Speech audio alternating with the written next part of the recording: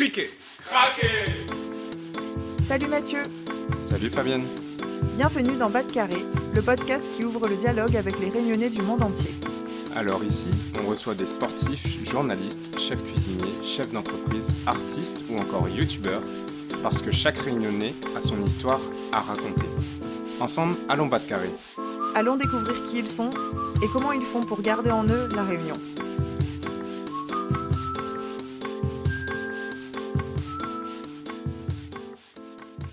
Salut Yann. Hello Lucie, comment il est? Elle est là? Bienvenue dans cet épisode un peu à part, parce qu'aujourd'hui, on reçoit Jace, un artiste qui a marqué l'imaginaire collectif réunionnais et bien au-delà avec son fameux gouzou. Eh oui, son personnage, on l'a tous croisé un jour, sur un mur, une falaise, un rooftop, et c'est devenu avec le temps une vraie icône de la Réunion. Un petit bonhomme qui n'a pas de visage, mais qui a quand même une bonne tête. Il a vu le jour ici, mais il a voyagé aux 4 coins du monde. Et oui, et même à New York, où j'habite, Jace y a laissé quelques gouzous. Dans cet épisode, Jace nous raconte tout ou presque avec ses débuts, les coulisses de ses œuvres les plus emblématiques et quelques anecdotes, notamment à New York.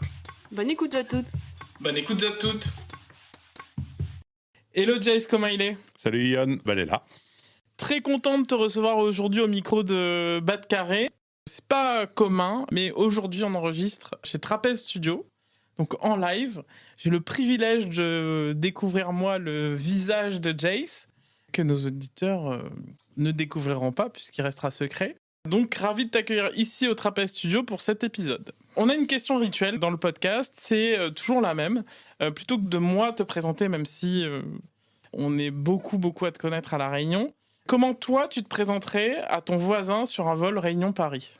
Alors, comment je me présenterais je pense pas que je me présenterais en tant qu'artiste, en tout cas, puisque j'ai ce côté un petit peu mystérieux que je veux préserver, donc je m'afficherai pas forcément en tant que Jace. Ok. Donc, sous ton autre Prénom, identité qu'on ne donnera voilà, pas. Voilà. Ok. Et donc, si tu devais présenter ton identité de Jace, qu'est-ce que tu dirais aujourd'hui? Alors, si je devais me présenter, eh bien, je dirais que je suis né au Havre en 73, il y a très longtemps. Je suis arrivé en 82 à La Réunion, à 2 pas du studio, ici, à la Ravine des Cabris, en CM2, donc, avec un an d'avance, dans une école que de garçons, qui était pourtant une école publique, mais à l'époque, on séparait encore à la Ravine école garçon, école fille. J'ai eu une belle enfance ici, très joyeuse, avec des potes et tout, rapidement à apprendre le créole et tout. Et puis, arrivé au lycée, je commençais à faire du skate et le prof de dessin avait un bouquin sur le graffiti new-yorkais. Je flash dessus et je prends mes premières bombes à l'âge de 16 ans. Après avoir tagué toutes mes pochettes et les tables d'école, et je fais mon premier graphe à la Ravine des Cabris.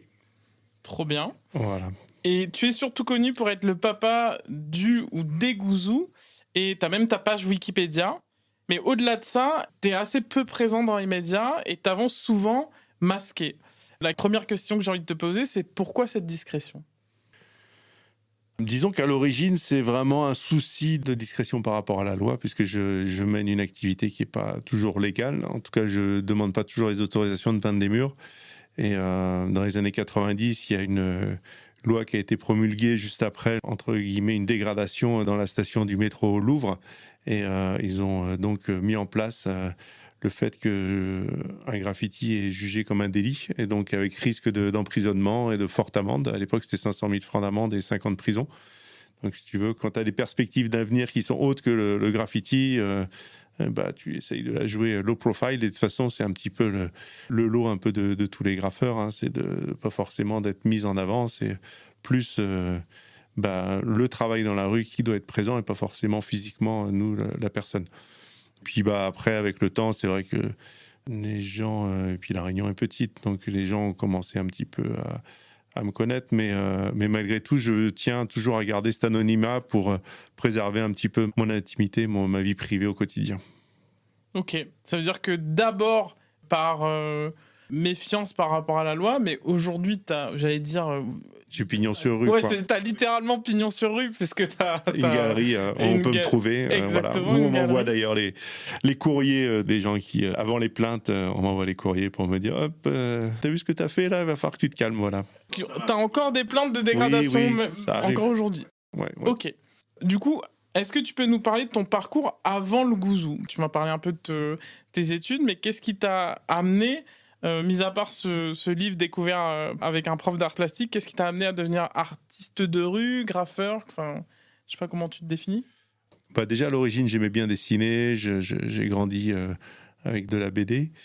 Donc, j'ai recopié de la BD d'abord. Et puis, comme je te dis, c'est ce mix de l'influence culture skate et puis culture hip-hop de la fin des années 80 avec les tags et compagnie qui me plaisait. En fait, dès que j'ai pris la première bombe, il y a eu comme un truc viral qui m'a inoculé et que j'ai pas pu après traiter parce que voilà, une fois que c'était en moi, j'ai pas pu le guérir et tant mieux.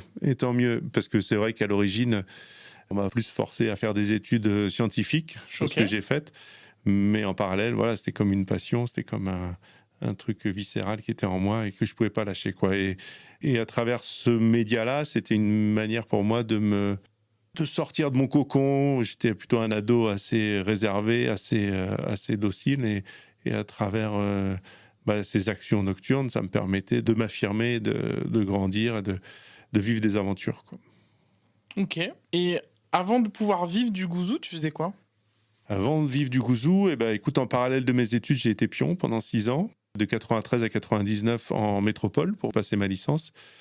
Donc ça a été un peu plus long que prévu parce que je te dis, je passais plus de temps à l'extérieur à peindre que... Non, c'est pas vrai, j'étais assidu sur les bancs de la fac, mais ma tête, elle était ailleurs, on va dire.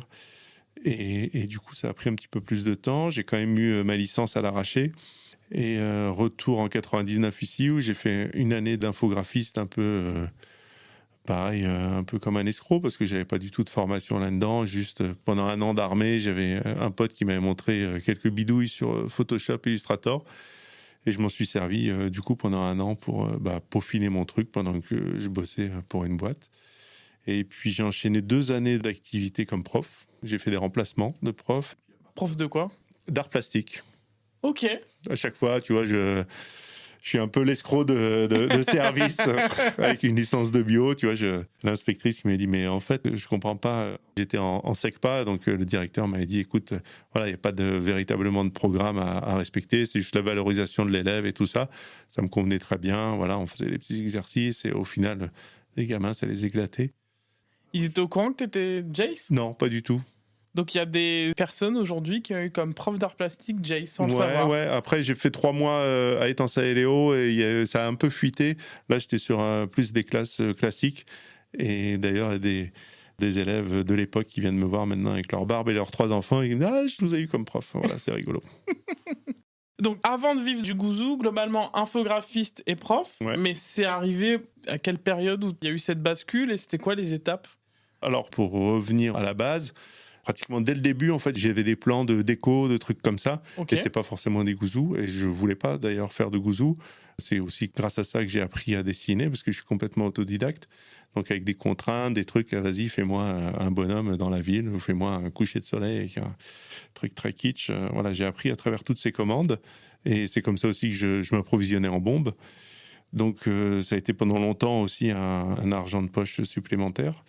Et puis 2002, voilà, l'activité commençait à bien se développer, pas mal de déco, de trucs comme ça, d'illustration aussi. C'est moi qui suis à l'origine du logo de l'FPI, pour qui j'ai fait pendant plus de 20 ans des illustrations en tant que freelance.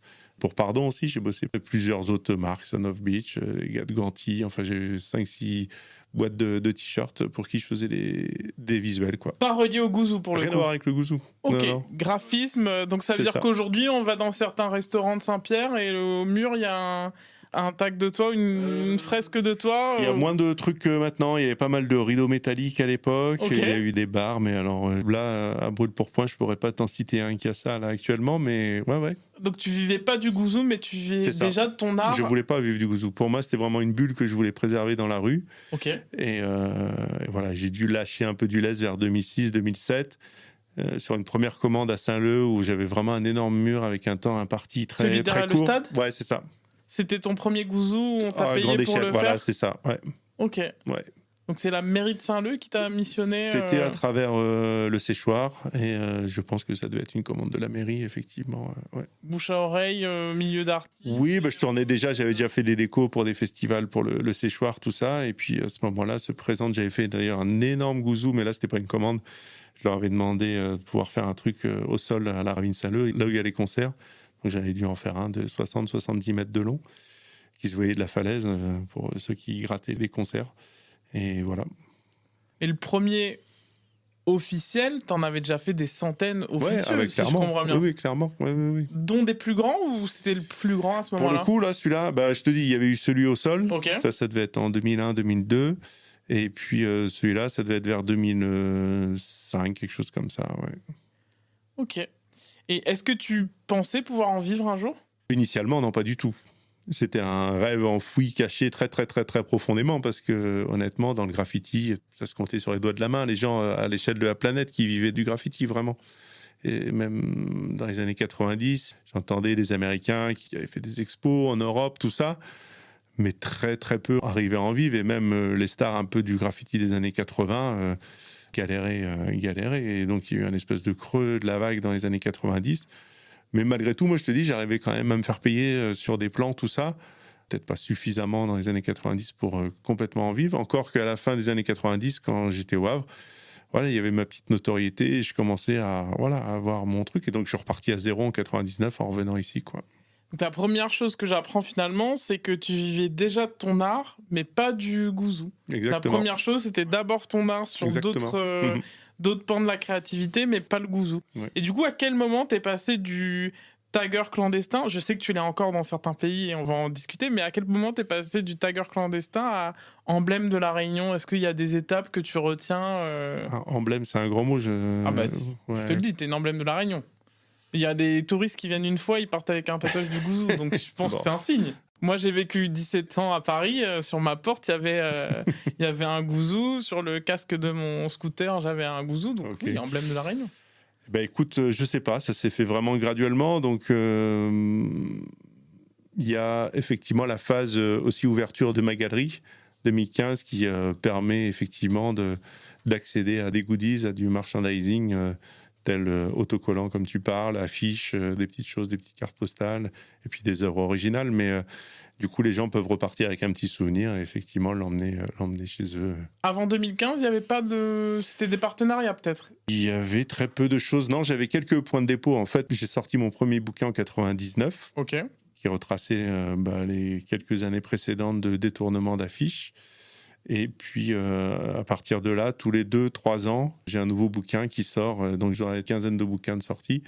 Et donc, ceux-là, je les vendais dans quelques points de vente. Et j'avais dû sortir quelques autocollants pour essayer de les financer, justement, dans 2 ou 3 magasins. C'est tout, quoi. Ok. Donc, à ce moment-là, c'était de l'auto-édition ou ça fonctionnait Toujours de comment ? l'auto-édition. Toujours Ouais. Ok. Do it by yourself, à la manière punk et même rap indépendant. Voilà, rien demander à personne et faire son truc avancer. Et puisqu'on est sur la partie un peu business, je pose la question comme je la pense. Donc, qu'est-ce qui te rapporte de l'argent aujourd'hui ? Qu'est-ce qui te rapportait de l'argent à ce moment-là ? Déjà la vente des bouquins, tu Ok. vois, parce que finalement ça marchait plutôt assez bien. Top. Et en fait, c'était un peu le deal. C'était une fois que le bouquin était fini, j'avais suffisamment de thunes pour injecter dans une nouvelle édition un peu plus classieuse, un peu plus quali. Et puis, comme je t'ai dit, il y avait pas mal de freelance, c'est-à-dire des commandes d'illustration pour des marques, de la création de logos.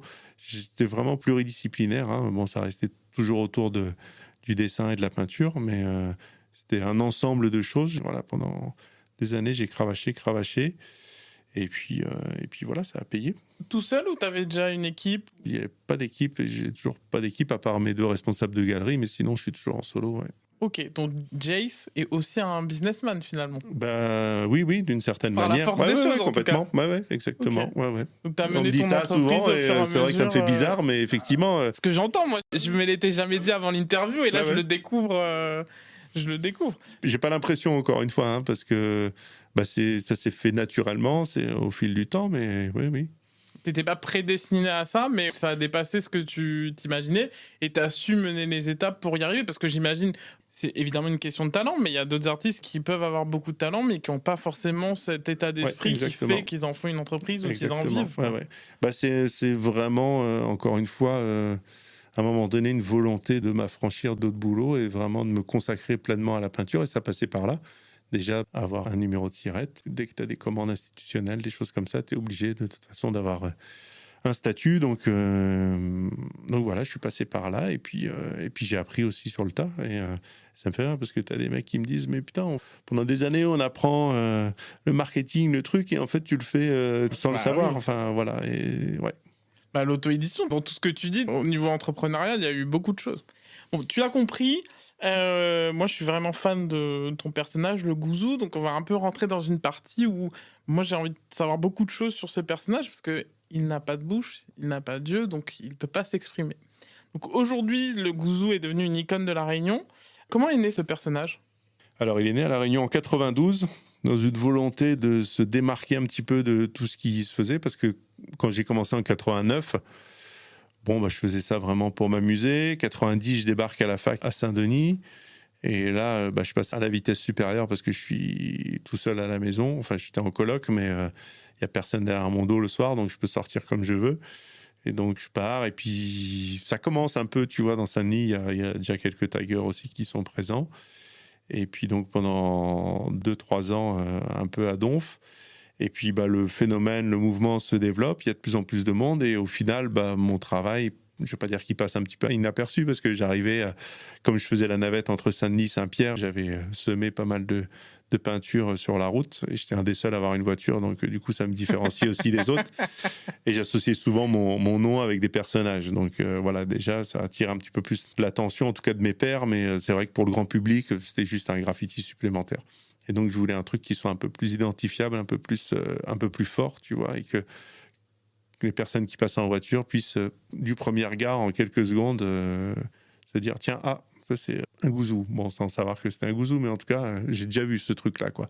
Et d'essayer de créer une récurrence, en fait, une identité graphique assez forte pour que les gens se disent « Ah, lui, j'ai déjà vu quelque part ». Voilà. Et à l'origine, c'était un personnage tout basique, tout pâteau comme ça, et puis le fait, comme je t'ai dit, de travailler à côté d'autres styles, ça m'a permis de progresser au niveau technique, et puis du coup de le faire un petit peu plus vivre, lui donner un peu plus de mouvement et de lui créer tout un univers autour. J'ai l'impression que les premiers étaient plus droits. Ah oui, complètement. Ouais. C'est le souvenir que j'en avais. Un peu plus large, une tête plus allongée. C'était pas tout à fait les mêmes proportions, quoi. C'était qui le premier ? Est-ce que tu te souviens de ce que représentait le premier ? J'avais fait un couple et dans une bulle, j'avais marqué « Appelez-nous Gouzou », tout simplement. Je l'avais déjà baptisé. Le nom, il était déjà là. Et ouais. Ok, il vient d'où le nom ? Dès la première peinture. C'est un délire de lycéen entre potes. Il y a un des potes qui appelait les gens les Gouzous, et du coup, c'est resté. C'était un hommage à cette période-là. Tout fraîchement sorti du lycée, voilà, je voulais... Et l'inspiration, elle venait d'où ? Est-ce que tu as des artistes qui t'ont influencé en particulier ? Oui, là, pour le coup, il y a plein d'artistes qui peuvent être à l'origine de ce personnage. C'est un gros mix, un gros cocktail que j'ai dû faire dans ma tête. Des fois, ça peut être tiré par les cheveux, mais il va y avoir du Ménager, du Futura, il va y avoir même Mambo, des trucs que j'avais pu voir, tu vois. Enfin, c'est un mix de pas mal de petites choses. Mambo, c'est un artiste ? Mambo, c'est un artiste, ok. Ouais. Graffeur aussi ou Graffeur aussi, okay. Ouais. Je me souviens, il avait fait comme un petit personnage à une expo à Paris, je ne sais plus comment ça s'appelait, exactement, à Trocadéro, où c'était une grosse expo collective. Et voilà, c'est plein de petites choses comme ça qui étaient dans ma tête. Et j'ai dit, bon, allez, il faut que je trouve ma petite formule pour faire un truc original, quoi. Et Kessaring, bien sûr, que j'ai oublié, qui est aussi une grosse influence. Et du coup, le tout premier, il était où exactement ? Le tout premier, il était... Enfin, les premiers, du coup, c'était déjà un couple. Les deux premiers, ouais. C'était un endroit qu'on appelait le squat, qui était un endroit qui a vécu donc 91-92. C'est un pote, D-Master J, qui avait un groupe, les Finistars, qui avait récupéré un grand bâtiment où ça venait danser, ça venait graffer, ça venait rapper. Enfin voilà, il y a une effervescence hip-hop dans ce lieu. Et donc, à l'extérieur, on pouvait plus ou moins graffer légalement. Et donc, j'avais fait ce premier graphe là-bas. Dans le sud ? Dans le nord. Dans le nord. Ouais. Le premier Gouzou est exactement. Du nord. Ouais, okay. Nordiste, ouais. C'était vers où ?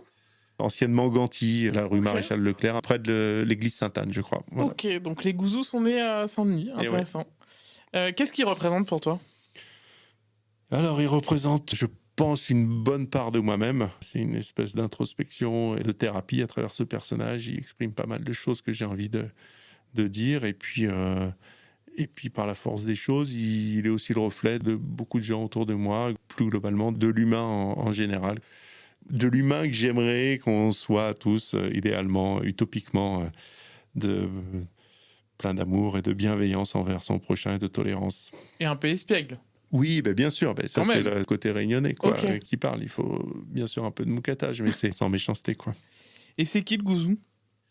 Et c'est mon partenaire de voyage. C'est celui que j'emmène toujours dans ma valise ou qui est toujours dans un coin de ma tête et qui m'accompagne donc depuis 33 ans maintenant. Et voilà, c'est forcément un petit peu de moi-même aussi quoi.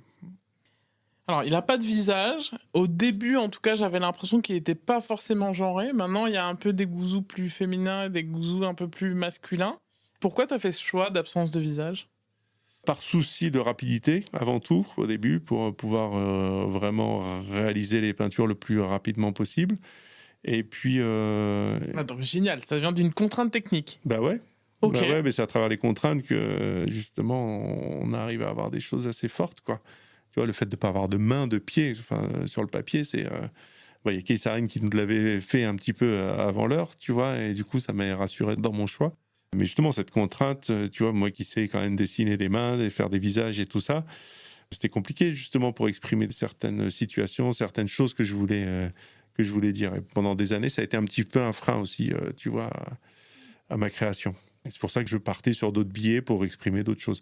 Et c'est vraiment avec l'aisance technique après, et puis avec des artifices que j'arrive maintenant à lui faire dire un petit peu ce que je veux, quoi. Tu peux donner des exemples, du coup, des billets qui ont fait que... À travers des situations, ne serait-ce que dans les années 90, je bossais beaucoup à partir d'affiches existantes. Oui. Et donc, pour le coup, tu vois, tu as déjà les expressions extérieures des personnages Ok. qui sont sur le visuel, qui t'aident, en fait. Qui peuvent raconter quelque chose d'autre. Voilà, ouais.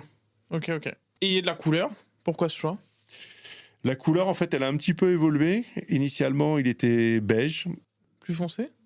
plus clair, Plus clair, ok. parce que j'utilisais une marque de peinture. À l'époque, on n'avait pas la palette de couleurs qu'on a actuellement. C'était ce qu'on a appelé la marque Altona ou Alac, qui était, je crois, la même.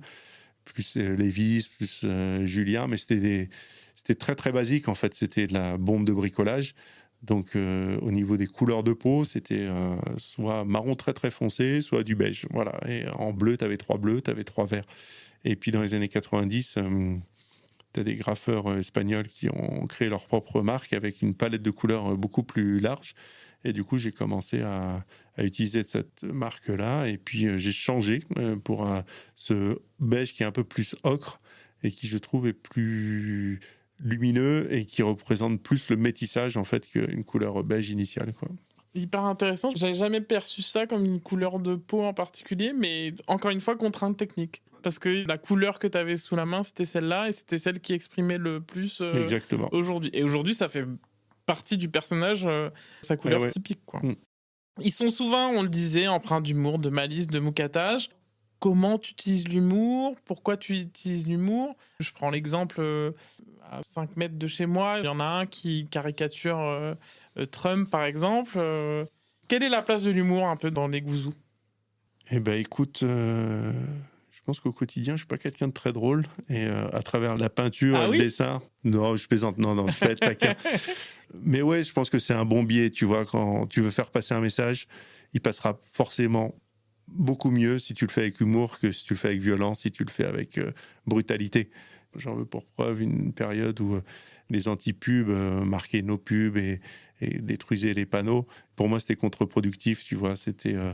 Ça donnait pas une bonne image, comme dans les manifestations. T'en as qui vont dire oui, il faut passer par la violence pour se faire entendre, mais moi, c'est pas ma conviction, c'est pas mon opinion. Et donc, quand je détournais des affiches, on m'en parle encore. Et du coup, l'idée, c'était de faire réfléchir aussi les gens par rapport au message qu'on veut leur inculquer, qu'on veut leur imposer au quotidien à travers les affiches publicitaires. Et moi, je venais mettre un petit poil à gratter dans tout ça. Et c'est resté dans la tête de pas mal de gens qui m'en parlent encore. Et voilà, ça c'est une manière, entre autres, d'utiliser l'humour pour faire passer quelque chose, quoi.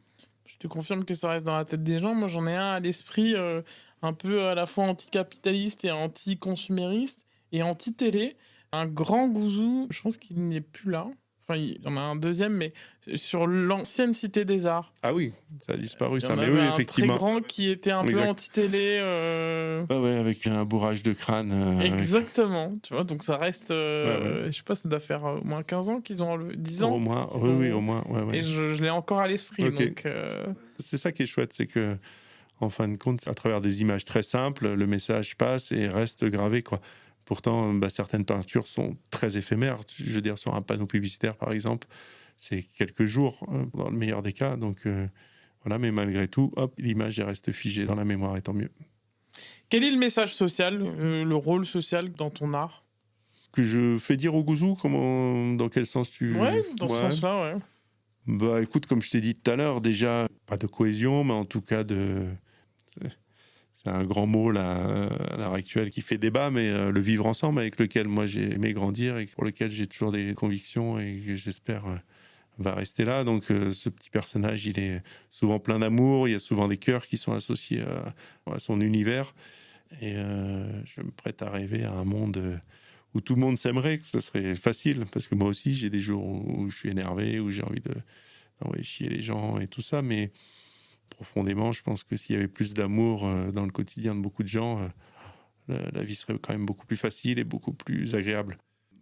Est-ce qu'il est quand même un peu anticapitaliste? Oui, après, bien sûr, il y a un anticapitaliste, il fait partie, malgré tout, tu vois, c'est facile de dire ça en ayant une galerie, tu vois, moi aussi, je fais partie d'un système J'allais qui te vend le des dire. choses, donc, mais c'est surtout un système boursier qui me hérisse un petit peu le poil, où tu as des actionnaires, des milliardaires qui se font de la thune sur le dos de travailleurs, et ça, j'ai encore du mal à ce qu'on ait un système qui cautionne encore ça. Certains vont me dire oui, mais s'il n'y avait pas les actionnaires, on ne pourrait pas développer les entreprises, tout ça. Mais je pense qu'il y a un juste milieu à trouver.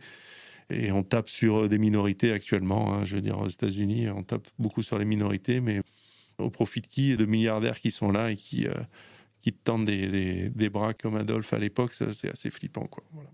Tout à fait. Alors, le gouzou a voyagé bien au-delà de la Réunion.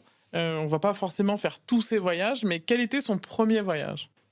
Les premiers voyages, c'était en métropole. J'avais la chance de rentrer tous les ans pour aller en vacances chez les grands-parents. Et c'est aussi grâce à ça que j'ai eu l'occasion de passer par Paris et voir tous ces tags dans la rue qui me retournaient la tête, parce qu'à l'époque, il n'y avait pas d'Internet, il n'y avait pas de magazine, il n'y avait pas de livres. Donc, je m'alimentais, je me nourrissais de tous ces déplacements et de tous ces tags que je pouvais voir dans la rue. Et donc, après, en 93, quand je suis rentré en métropole, là, je me suis dit, là, c'est l'occasion. T'es étudiant, il y a des systèmes pour voyager pas cher avec des bus. Donc là, l'idée, c'était de faire une ou deux capitales dans l'année et puis d'en profiter pour peindre. Donc, le premier, c'était au Havre? Le premier, c'était au Havre, ouais. Ok. Ouais. Mais là, Premier j'en avais gouzou déjà Havre. fait en rentrant en vacances. Ok. Et puis après, le premier voyage, je pense que c'était Prague. Ok. Et c'était pour le jour de l'an. Et donc, j'avais fait quelques trucs là-bas. Après, il y a eu Rome. Après, il y a eu l'Angleterre. Globalement, l'Europe en premier. Globalement, ouais, l'Europe, ouais. Et le dernier voyage? Que j'ai fait là dernièrement, c'était en métropole, aux Hospices de Beaune, en Bourgogne, et puis à Montpellier, donc la France. Mais la semaine prochaine, je pars en Italie, à Padoue, Ok. à côté de Venise. Ouais. Et quand tu voyages comme ça, c'est pour travailler. Alors, j'imagine que c'est les deux, mais là, l'exemple de la semaine prochaine, c'est pour travailler ou... Là, c'est le travail, c'est une commande pour un festival de peinture. Donc, j'ai une façade à faire. J'enchaîne derrière un hôpital pour enfants en banlieue parisienne. Et juste après, j'aime bien regrouper en fait quand je me déplace, optimiser et puis avoir plusieurs projets en même temps. Et après, je retourne en Normandie, à Rouen, où j'ai fait mes études pendant quelques années aussi, pour refaire 3 façades d'immeubles. Génial. Est-ce qu'il a une nationalité, le gouzou? Non, terrestre, ouais. Un peu réunionnais? Même J'ai pas? pas envie de le cloisonner à une. Oui, il est né ici, donc il est réunionnais, mais tu vois, dès que tu apportes une identité géographique à quelque chose, ça met tout de suite des barrières. Il doit être un peu tout le monde, quoi. Voilà, j'aimerais qu'il soit un petit peu tout le monde, quoi. Ouais. Si le gouzou pouvait parler, il dirait quoi? Plein de choses, mais... Des trucs incompréhensibles. J'ai essayé de le faire parler, c'était C'est incompréhensible. Et je pense qu'il n'y a aucun traducteur sur Terre qui pourrait comprendre ce qu'il dit, quoi. Ah oui, donc un peu comme un dessin animé. Tu vois, un truc comme ça, quoi. Peut-être les Un bébés peu pourraient le comprendre. cartoonesque, du coup. Ouais, complètement. Ah, super, Ouais. très bien. Tu l'as dit un petit peu déjà, mais qu'est-ce qu'il dit de l'évolution de l'île ces dernières années? L'évolution de l'île au quotidien, on le ressent tous. C'est vrai que y a de plus en plus de monde. On est sur un espace qui est restreint. On le ressent sur la route. On le ressent dans les mentalités, malheureusement. Mais au final, je trouve qu'on est quand même... Moi qui ai eu la chance de voyager dans beaucoup de pays, ça reste quand même pour moi une base certaine où il fait encore très bon vivre. Et on reste quand même très privilégié. Et donc du plus. Après, il faut arrêter de lire les commentaires sur les réseaux sociaux parce que pour le coup, ça fait mal à la tête, quoi. Tu me tends la perche de façon parfaite. Est-ce que tu peux justement me donner une anecdote de voyage? Une ou deux que tu n'avais jamais racontées, un peu marquantes. Tout de suite, je me dis, peut-être que tu t'es fait poursuivre par la police dans des pays improbables. Pas poursuivi, justement, mais il m'est arrivé un truc assez fun il y a quelques mois. J'étais en intervention du côté de Chambéry, à la Motte-Servolex, et puis à Aix-les-Bains, dans cette région-là. Et un des gars qui m'avait invité me soumet l'idée d'aller peindre un train, mais c'était dans un endroit, un cimetière de train, on va dire, où les trains sont en fin de vie. Et donc, pour moi, le train, c'est quand même la surface ultime. Donc, évidemment, je lui dis oui, on y va. Et on se retrouve en plein après-midi à taper les trains. Lui était derrière sur une autre rangée de trains. Et moi, j'avais choisi un wagon qui donnait directement sur la ligne, donc avec des allées-venues de trains juste derrière moi. Et je me suis dit... J'avais déjà eu des problèmes avec la SNCF à l'époque et je me suis dit, bon, là, je sais que je suis dans un endroit où je ne devrais pas être et à tout moment, ça va descendre. Soit c'est la police ferroviaire, soit c'est les flics qui vont débarquer, mais bon.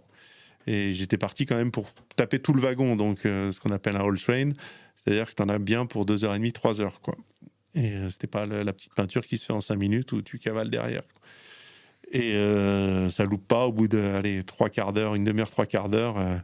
Je vois le fourgon de gendarmerie qui s'arrête de l'autre côté des lignes, 2 mecs qui descendent. Bon, je sais que c'est une épave, tu vois, je m'en fous, je continue ma peinture. Il y avait ma chérie qui était avec moi, qui était en train de me filmer. Donc, il nous demande les papiers, chose que je n'avais pas sur moi, malheureusement. Et voilà, en discutant et tout. Moi, je suis avec un gendarme, elle avec un autre gendarme. Et l'autre gendarme lui dit, mais vous venez d'où et tout. Elle dit, on vient de La Réunion. Mon chéri fait de la peinture, c'est un artiste international, tout ça. Et là, le gars, il dit, mais c'est qui? Et il dit, c'est Jace. Et là, le mec, il s'arrête, il parle à son collègue, il dit, bon, arrête, c'est bon.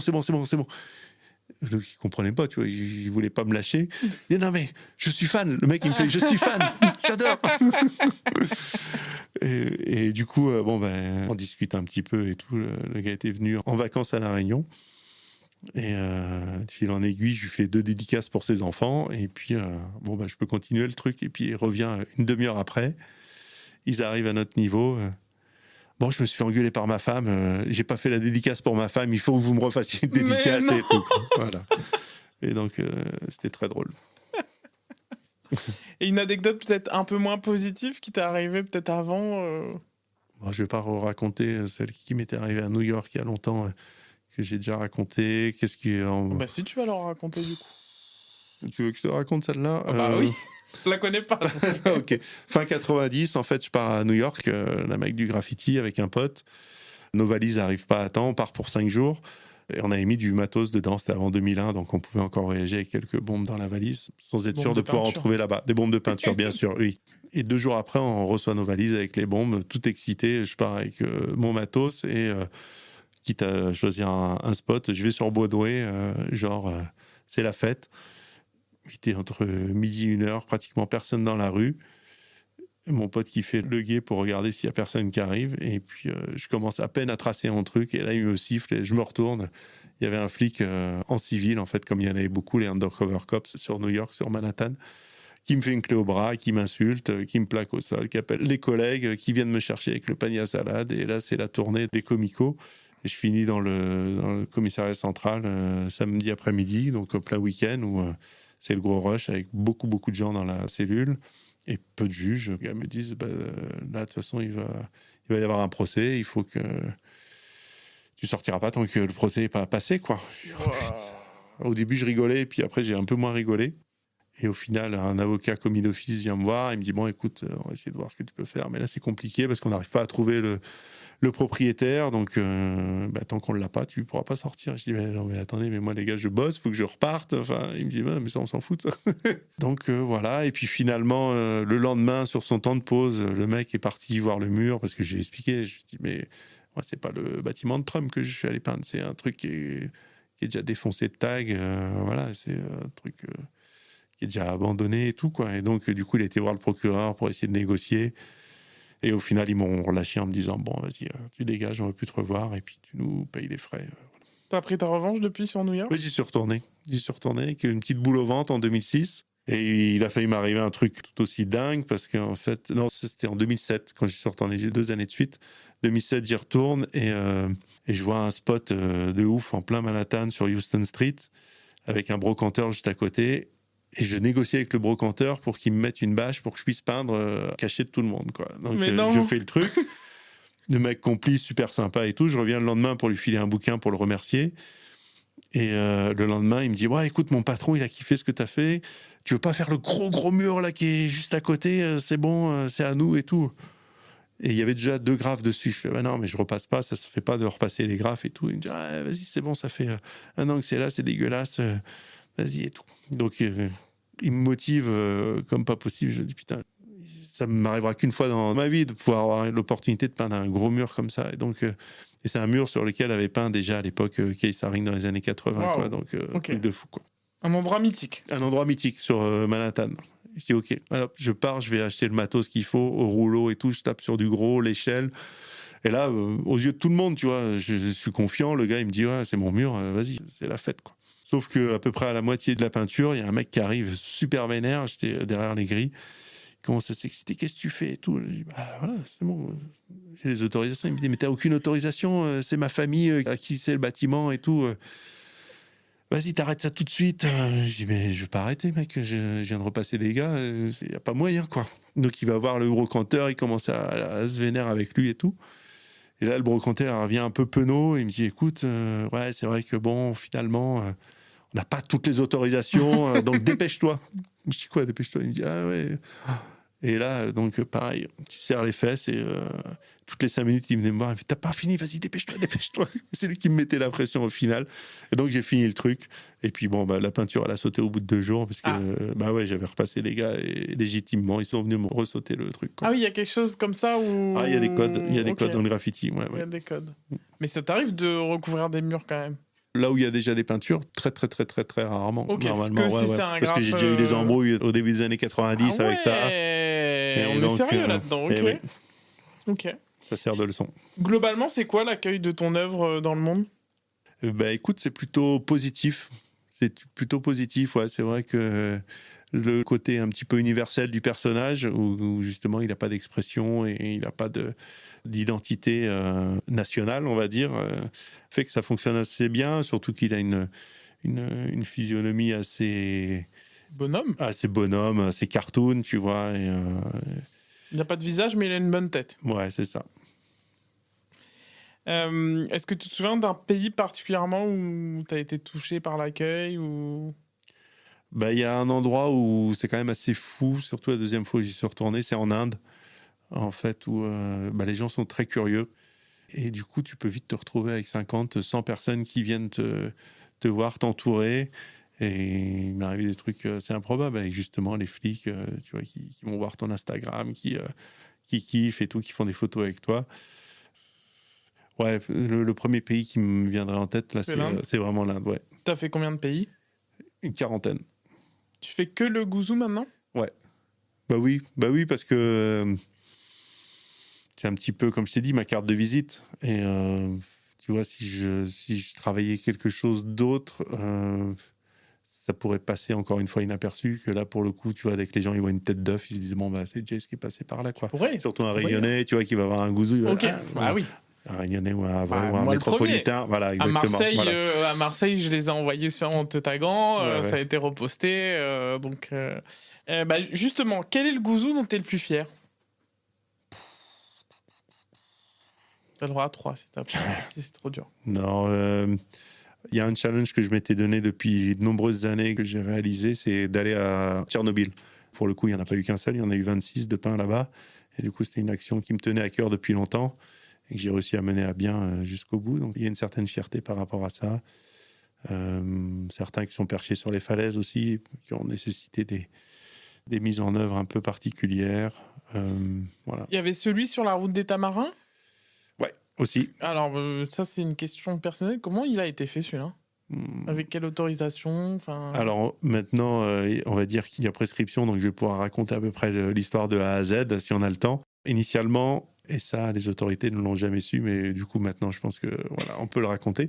C'est les gars du chantier, en fait, qui m'avaient contacté en me disant, voilà, on a fait ce mur-là, qui est une vraie verrue. C'était pas encore ouvert, hein, la route. Tout à fait, ouais. C'était juste avant l'ouverture. Ils me font, bon, si ça te dit de faire un truc, un de ces quatre, sachant que nous, on n'est pas les commanditaires, on te donne pas les autorisations. Mais voilà, il faut que tu vois avec la région si ils veulent bien et tout. Il y avait 1000 mètres carrés avec deux pans de 10 mètres de hauteur, un premier pan de 10 mètres et un deuxième pan de 10 mètres de hauteur, et sur une longueur la plus large de 70 mètres. Tu vois, c'est un immeuble, quoi, une barre d'immeuble. On se rend pas compte. Ouais, on se rend pas compte. Ouais, c'est ça. Mais t'es à côté, t'es une fourmi, quoi. Et du coup, je me suis dit, bon, soit je fais une crotte de nez qui se verra pas, parce que l'idée, tu la vois pas de la route, en tout cas de la route des Tamarins, tu la vois vraiment de la route d'en bas à 2 ou 3 kilomètres en dessous. Donc l'idée, c'était de faire quelque chose d'assez imposant. Donc je suis assez allergique aux démarches administratives, donc monter un dossier, c'était pour moi insurmontable. Et puis, il y a un pote qui Maintenant, me dit... on les monte pour toi, on vient de chercher. Oui, des fois, ouais. Et là, il y a un pote qui me dit, vas-y, je vais t'aider, on va monter le dossier. Donc on monte un dossier pour avoir un financement pour pouvoir payer la peinture sur le projet. Ça coûte combien la peinture pour une œuvre comme ça ? Je vais te le dire après. Et en fait, personne ne veut vraiment prendre la responsabilité de nous donner l'autorisation. Donc, ils nous renvoient d'un service à l'autre. Et au final, on reçoit un mail genre 2 mois après pour nous dire non, c'est pas possible, quoi. Donc, je vais voir le gars du chantier. Il me dit, écoute, maintenant, fais ce que tu veux, mais... je pense que si tu interviens la nuit, le gardien il passe à telle heure, tu peux éventuellement faire ton truc, quoi. Et donc, surmotivé, parce que j'avais ça dans ma tête, je me dis, bon, vas-y. Donc, je vais acheter pour plus de 2500 € de peinture. Ah, wow. Ouais, c'était une certaine somme. Et puis, je regroupe mes potes les plus proches, plus un ou deux qui sont venus se greffer sur le projet. Donc, on était 13. À partir au coucher de soleil avec tous les pots de peinture, les perches, les échelles de 8 mètres, sans accroche, sans rien, un peu inconscient. Et on part un soir de pleine lune. Bon, il faut préciser que 3 jours avant, en fait, il y a un pote qui décède et du coup, ça a mis un petit coup d'arrêt au projet. Sur le moment, je me suis dit, vas-y, on va reporter le truc. Et puis, je me suis dit, en fait, non, c'est maintenant, on n'a qu'une vie. Et puis, bon, on va lui dédier ce mur. Voilà. Et donc, on part jusqu'à 2-3 heures du mat'. On fait toute la partie haute et la partie basse. Le côté escarpé était vraiment trop dangereux. Puis avec la fatigue, j'ai dit, vas-y, on fera ça à un autre moment, on reviendra, tant pis, quoi. Et du coup, le lundi, scandale, Freedom et compagnie. Les ouvriers qui pleuraient, notre ouvrage. Alors que bon. Et, c'était un mur, quoi. C'était un mur, voilà, un mur gris, quoi. Et 15 jours après, je reçois un courrier à la maison en me disant, monsieur... nous savons que dans la nuit de temps à temps, vous avez œuvré entre guillemets, vous avez dégradé le mur, machin. On vous laisse 1 mois pour remettre en état, sinon il y aura un procès. Donc là, j'ai un peu flippé, parce que si tu veux remettre en état, apparemment c'était un béton en plus un peu spécial qui prenait la lumière de je sais pas trop quoi. C'était surtout un béton très chiant à peindre parce qu'il y avait plein d'aspérités. Donc c'était un peu le stress et... le directeur des affaires culturelles de l'époque, qui aimait bien mon travail, avait envoyé un courrier pour dire, bon, voilà, les gars, il faut prendre ça comme une démarche artistique, tout ça. Il avait envoyé ça à la région, dire, bon, voilà, il faut revoir un peu le jugement et puis peut-être accepter le truc et tout ça. Donc ça a traîné un peu, et puis finalement, ils m'ont convoqué, je suis arrivé, il s'est avéré qu'un des élus était mon prof de biologie de terminale. Donc, du coup, j'ai essayé de le glisser, tu vois, pour essayer de décanter un peu la situation. Et puis, finalement, ils m'ont dit, bon, écoutez, on accepte que ce soit là. Le bleu d'une fond, il ne nous plaît pas. Donc, il faut refaire le fond. Et il y avait le gars du chantier qui m'a fait un clin d'œil. Et voilà. Et là, pour le coup, ils m'ont remis un billet pour que je puisse refaire une deuxième couche. Donc, j'ai descendu d'un ton le bleu pour qu'ils soient un peu moins pétards. Et puis, on a remis une deuxième couche en journée avec un peu plus de matos, un peu plus en sécurité pour finir la deuxième partie du bac, quoi. Génial. Donc, quelque chose qui est non officiel devient officiel en forçant un peu les choses. C'est un peu l'histoire de ma vie, quoi. Toujours, je suis sur le fil du rasoir à essayer de pousser un peu les limites du truc pour que ça devienne acceptable, que l'inacceptable devienne acceptable. C'était lequel le plus grand ? Eh bien, le plus grand, c'est une commande à Marseille. Ok. Sur la L2, si tu as vécu à Marseille, c'est la route qui mène au quartier nord, en fait. Okay. La nouvelle route qui contourne la ville. 4000 m², 2 sessions de 15 jours, avec une équipe de 10-12 personnes aussi, quoi. Il représente quoi ? C'est un fond marin, pour la petite histoire. J'en ai 10 000 des histoires, on pourrait y passer toute la nuit. Pour la petite histoire, il y avait cette commande, mais qui initialement devait se faire sous le tunnel, juste avant les quartiers nord. Donc le tunnel faisait 100 mètres de long par 4 mètres de hauteur, et il y avait 4 faces à faire. Donc j'avais prévu tout un projet avec une frise historique sur toute l'histoire de la Terre, depuis le début, les bactéries, le monde marin et tout ça, jusqu'aux civilisations récentes. Et une semaine de la réalisation, j'étais en Colombie sur un autre projet. Les gars me disent, en fait, là, le chantier, il n'est pas prêt. Mais c'est pas grave, on va partir sur autre chose. Un mur qui fait 20 mètres de haut sur 50 mètres, ou je sais plus, 100 mètres. Et sur ta frise de 1 mètre, on veut la portion de 10 cm où il y a le fond marin. Je suis putain, d'accord. Et moi, j'avais pas du tout la tête à rebosser un truc. Donc j'ai fait 4000 m² en total impro. Voilà. Ouais. Parce qu'en général, tu travailles quand même. Ça dépend des projets, du coup. J'aime bien être à l'aise et gagner du temps et savoir aussi où je vais, quoi. Tu vois, ouais. Et puis sur des surfaces comme ça, il faut savoir quelle peinture avoir avant. Aussi, au niveau de la commande, bien sûr. En termes de complètement. Exactement. Okay. C'est quoi le gouzou le plus cher ? Le gouzou le plus cher, c'est une des premières toiles que j'ai vendues. C'est assez drôle, d'ailleurs. C'était une vente aux enchères au profit de Paris Tout Petit, qui était une association qui fournissait des couches et d'alimentaire aux enfants sur Paris. Et il y avait eu une action avec 40-50 graffeurs. C'est le mec Galizia qui avait organisé l'expo au Grand Palais, qui avait mis ça en place. Et donc, on était tous venus faire un format identique de 2 mètres par 1 mètre de toile et qui était mis aux enchères derrière. Et la mienne avait fait la deuxième meilleure vente à 25 000 €. Ok. Voilà. Et depuis, j'ai jamais pu en vendre à ce prix-là. Le plus cher vendu, mais oui. En commande, il y en a eu des plus chers, j'imagine. Ça coûte plus cher que 25 000 € au sud de Marseille. Non, figure-toi que non. Non, c'était le début, en fait, de leur projet. Ils avaient besoin d'un truc et non. Ok. Ouais. Et sur commande ? Sur commande, il y a eu des choses un petit peu plus chères, mais ça s'envale pas à 6 chiffres, quoi. Ok. Ouais. Est-ce que tu peux dire lequel sans dire le montant ? Si tu t'en souviens. Oui, je m'en souviens, mais je le dirai pas, là. Très bien. Le voyage, c'est un thème récurrent dans tes œuvres. Quel est le lien entre le gouzou et le voyage ? Ils sont indissociables l'un de l'autre, clairement. Ça peut être le prétexte au voyage. Il y a 4 ans, sorti de Covid, non, même pas 4 ans, il y a 3 ans, j'avais pour projet de me prendre 3 mois sabbatiques où je partais en Amérique latine avec les 2 premières destinations et de pas savoir ce que j'allais enchaîner derrière et vraiment l'optique de peinture pendant tout ce périple.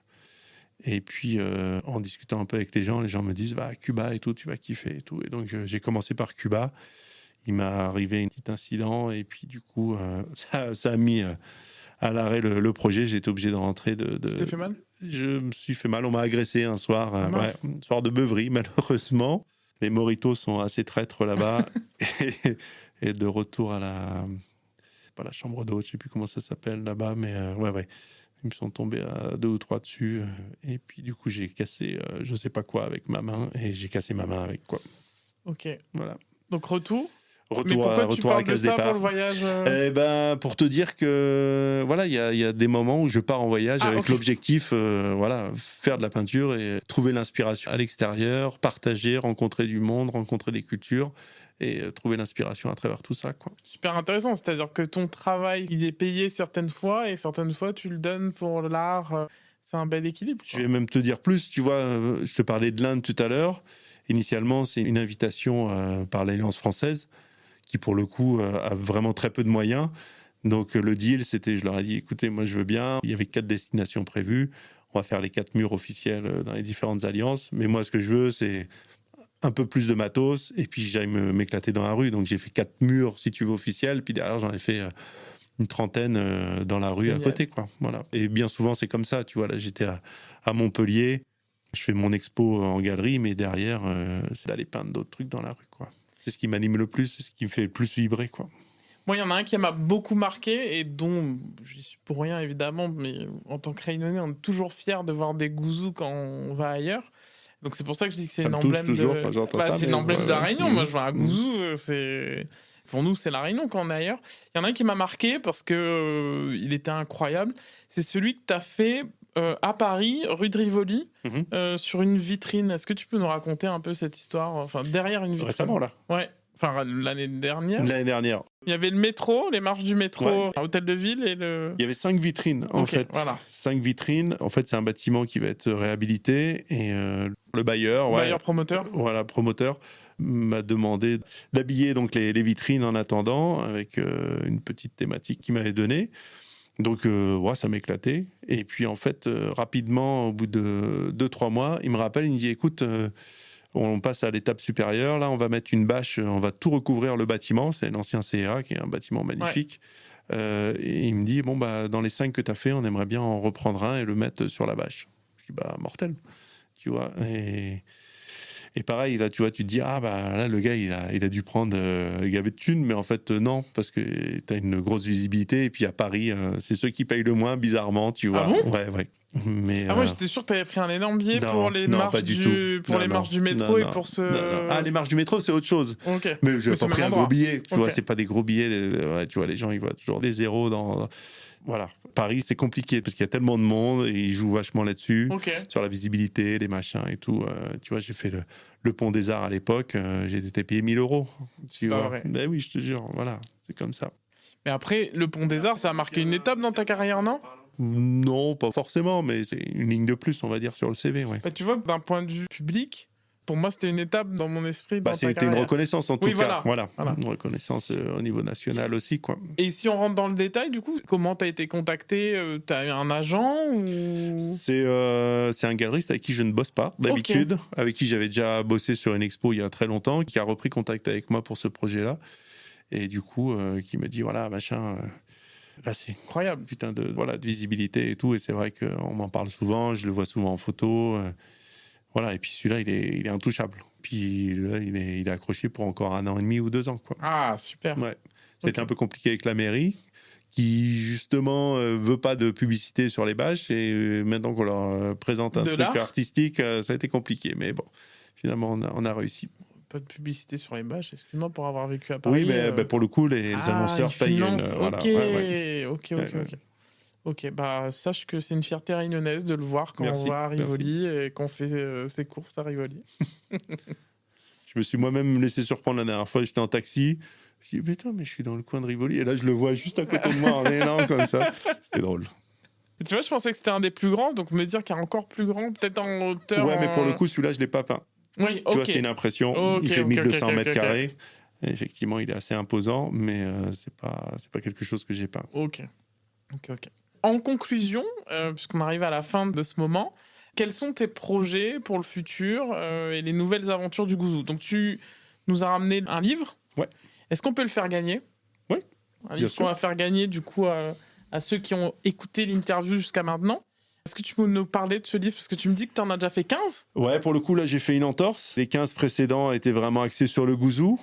Et je trouvais qu'il y avait un manque, moi qui suis quand même là depuis le début du graffiti à La Réunion, il y avait un manque sur ce qui a pu se faire et ce qui se fait actuellement, qui est une grande vivacité au niveau créatrice. À La Réunion, du coup. À La Réunion. Donc, tu as mis en avant tes... Voilà.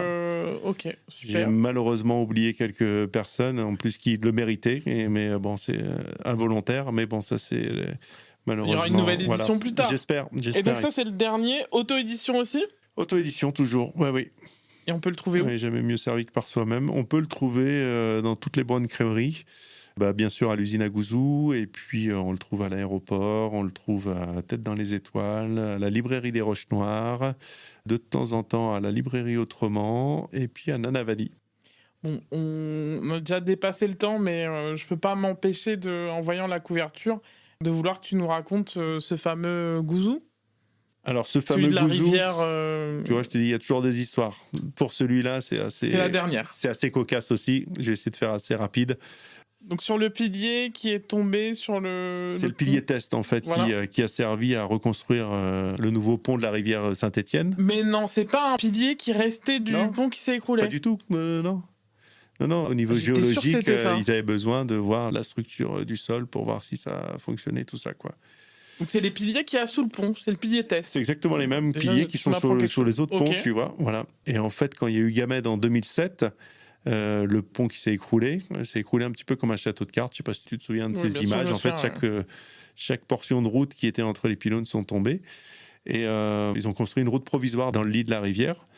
Et donc, avec la visibilité sur cette route qui était cassée. Et donc, je me suis dit, bon, ça, c'est un super spot pour moi, il faut que j'y aille. Et donc, 2 jours. Avec ce pilier test, du coup. Pas de le pilier test, il Non, n'était pas encore construit. Ok, oui, on fait un route peu la détruite. genèse du truc, quoi. Et donc, je fais un énorme poulet qui est encore dans sa coquille, conduit par un gouzou, qui saute sur ce pont détruit. Et l'idée, c'était de faire des grosses empreintes sur tout le long du pont pour, c'est un mastodonte qui a détruit le pont, quoi. Sauf qu'une fois que j'avais fini toute la partie poulet et tout ça, on allume la lumière, c'était de nuit, j'étais avec un pote, et là, il y avait un gardien qui gardiennait en fait toute la zone, qui démarre son 4x4 et qui se dirige vers nous. Donc là, on trace dans le lit de la rivière pour disparaître. On laisse le matos, échelle et puis peinture que je ne retrouverai jamais. Et on appelle une pote pour venir nous chercher, parce qu'on était obligé de repasser par le même chemin que l'autre, et donc qui vient nous chercher de l'autre côté de la rivière. Bref, ça c'était un épisode comme un autre. Je reviens une fois que la route était construite pour finir les pattes. Et donc, pendant ce temps-là, la région construit le nouveau pont. Et à 15 jours de l'inauguration, il m'appelle en me disant « Jace, bonjour, on est étonné parce que vous n'avez pas encore peint le pylône test. » Mais non. Je te jure. Tu vois, avec un peu d'humour. Il y avait eu l'histoire avec la route des Tamarins. Je dis « ça m'a un peu servi de leçon. Maintenant, voilà, je me suis un peu assagi. » Ils me disent « Non, mais nous, on aimerait bien que vous le peigniez et tout. Donc, est-ce que dans 15 jours, vous pouvez nous présenter 3 projets ?» Donc, je leur ai présenté 3 projets. Celui-ci a été validé. Et du coup, je l'ai enchaîné et je l'ai peint en 1 journée et demie sur la nacelle. Voilà. T'as pas eu à faire de dossier. Là-dessus, il n'y a pas eu de dossier à faire. Voilà, c'est eux qui t'ont demandé. Voilà, ouais. Donc c'était une commande de la région. Exactement. Ok. Maintenant, ça t'arrive encore de devoir courir à La Réunion quand tu fais un tag ? Et tu vois, les gens, encore une fois, ont cru que je m'étais enrichi et que j'avais acheté une Porsche avec ce projet-là. Si tu fais les calculs entre l'assistant que j'ai payé, la peinture, la nacelle, le chauffeur de nacelle, et puis les impôts que j'ai payés dessus, il doit me rester 2000 ou 2500 euros, quoi. Ah, c'est partout, hein. Voilà. J'aurais pensé plus, tu vois. Voilà, et non. Ok. Et du coup, on a beaucoup parlé argent, hein, je suis désolé, mais j'essaye de démystifier parce que les gens, des fois, se font des... Je te l'ai dit en off, moi, c'est mon petit dada, Voilà. la partie économique. Donc c'est pour ça aussi que j'ai orienté des questions sur le sujet. Après, c'était il y a 10 ans, et il y a des projets qui sont plus lucratifs que d'autres, quoi, mais voilà. Mais du coup, ça t'arriverait encore à La Réunion de devoir courir quand t'as fait un tag Ah, ça arrive, ouais. J'ai vu sur une des vidéos Instagram sur le pont à Boucan, tu l'as fait sans autorisation. Le pont à Boucan. Ouais, oui, effectivement. Mais il y a beaucoup de choses que je fais sans autorisation, quoi. Ouais. C'est ce qui te plaît? Ouais. Petite adrénaline qui me maintient jeune, tu vois. Mais après, ta notoriété fait qu'aujourd'hui, les gens, ils sont plus à La Réunion. Ça peut être plus facilement défendable, évidemment. On est d'accord, Voilà. hein. Oui. Ok. Oui. Mais ça t'arrive quand même. Mais je m'auto-censure. Il y a des spots que je ne peux plus me permettre de faire, tu vois, parce que je sais qu'ils vont me tomber dessus derrière. Donc, T'as un je fais exemple attention, quoi. Non, j'ai pas d'exemple précis, tu vois, mais quand je suis allé taper l'épave de bateau, j'ai fait une autre citerne à côté du volcan, je me suis fait taper sur les doigts. Ok. Ça, c'est quand même assez récent, quoi. Les gens, ils pensent que j'ai carte blanche et que c'est la fête, mais non, pas du tout, quoi. C'est exactement ce que je pensais. Ouais. Avant cette interview, j'étais persuadé que maintenant, les gens, ils disaient amen à chaque fois que tu taguais quelque chose. Mais non. T'as même des gens, je me suis retrouvé avec un propriétaire d'une ruine où il n'y avait plus de fenêtres, il n'y avait plus de portes, et le mec a tenu absolument à ce que les flics viennent, il voulait porter plainte et tout, quoi. Voilà. Ok. Intéressant. Alors, c'est quoi les projets futurs? Tu nous as dit que tu partais là, au moment où on enregistre. Nos futurs. Non, si, j'ai quelques projets proches. Là, c'est partir en métropole, comme je t'ai dit, Italie, métropole. Derrière, une petite session Thaïlande, parce que c'est une destination que j'aime bien. En août, je retourne en Bourgogne, à la Carrière. C'est un endroit où c'est une ancienne carrière de pierre. qui a été réhabilité avec des peintures magnifiques, avec des façades qui font 10 mètres par 10 mètres, avec comme directeur artistique Motou, qui est un peu un de mes mentors, un peu un tonton, quoi. Derrière ça, j'ai un projet aussi avec Vallée Village, où j'ai déjà fait la partie printanière, et là, ils fêtent leurs 25 ans. Vallée Village, c'est un gros centre où il y a pas mal d'enseignes, et donc je collabore un peu avec eux. Localement, il y a une bière locale avec laquelle on est en train de collaborer là, pour des étiquettes. Qu'est-ce qu'il y a d'autre ? C'est déjà bien. J'espère une rotation avec un des 2 bateaux sur les terres australes. C'est en bonne voie. Pour que t'ailles taguer aux terres australes ? Ouais. Il y a mon ami Gorg qui m'a coupé l'herbe sous le pied avant moi et qui a été en premier. Malheureusement, je ne serai pas le premier à aller là-bas, mais j'aurai le loisir de découvrir ces belles peintures là-bas. Et donc voilà, qu'est-ce qu'il y a d'autre comme projet ? Toujours ce projet de retourner sur une région pendant 2-3 mois et puis de se faire plaisir, parce que la vie est courte et qu'il faut savoir de temps en temps s'arrêter et puis prendre le temps. Et il y a un pays que tu n'as pas fait, que tu aimerais absolument faire ? Je te dis, les terres australes, là, c'est le bien prochain, ancré dans ma tête. Après, il y a plein de destinations que je... C'est un peu un esprit de pionnier chez toi, Jace, du coup. Oui, j'aime bien être défricheur. Et c'est un petit peu ce qu'a fait ma marque de fabrique pendant longtemps. J'essaye de faire perdurer, quoi, de faire des choses que personne n'a fait avant. D'être original, c'est ce qui fait la base aussi d'un artiste. On finit toujours par la même question dans le podcast Bas de Carré. C'est quel Réunionnais ou Réunionnaise on devrait tous connaître, selon toi ? Waouh. C'est une bonne question, ça. Moi, s'il y a un Réunionnais que je veux présenter, en tout cas à l'extérieur, et pour qui j'ai beaucoup d'affection et beaucoup d'admiration, c'est Daniel Waro. Voilà, donc je dirais ça. Très bien. Parce que tu suis sa carrière depuis longtemps, et c'est quelqu'un qui me donne des frissons quand je l'entends, qui peut même me donner des larmes, qui a une force, une intensité, une conviction, qui est un exemple pour moi, qui est un modèle, qui arrive à mettre en pratique ce qu'il incarne. Voilà. Super.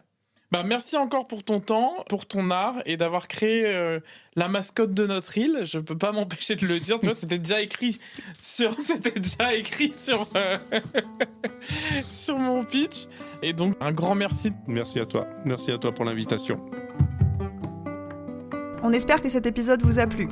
Si vous voulez nous encourager et nous aider à rencontrer des invités toujours plus extraordinaires, laissez-nous 5 étoiles sur Apple Podcast. Retrouvez-nous sur Instagram @batcarré, @BAT-KARE pour échanger et ne rien manquer. On se retrouve dans 2 semaines pour un nouvel épisode. Bisous à toutes!